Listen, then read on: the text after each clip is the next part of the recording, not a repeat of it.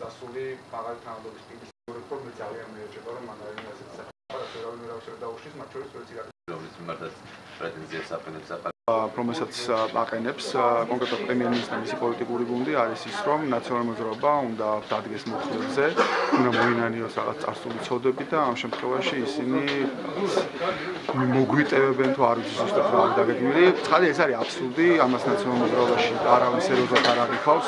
ჩვენ ვთქვით, რომ არაფერი მოსანანიებელი, არავის არაფერი მოსანანიებელი არ არის. ჩვენ ცხადია გქონდა გარკვეული შესტომები, გარკვეული საკითხები ვერ მიყავით ბოლომდე, გარკვეული რეფორმები ვერ მიყავით ბოლომდე, იმიტომ რომ შემთხვევაში დრო არ იყო საკმარისი, შემთხვევაში რესურსი არ იყო საკმარისი, ზოგში შემთხვევაში ჩაითვალა რაღაც სხვა უფრო პრიორიტეტული იყო და ასე შემდეგ, მაგრამ არავის სისხლის სამართლებრივი დევნის არ ეშინია. მათ შეუძლია გააგრძელონ სისხლის სამართლებრივი დევნა, თუ მათ აქვთ ამის სურვილი, ჩვენ დარწმუნებული ვართ იმაში, რომ კიდევ ვიმეორებ, თუ ვიღაცა არის ვიღაცას რაღაცა დაუმტკიცდება, ჩვენ თვითონ ის ვიღაცა უნდა დაისაჯოს მიუხედავად იმისა, ის იყო წინა ხელისუფლების წევრი თუ დღეს არის ნაციონალური მოძრაობის წევრი.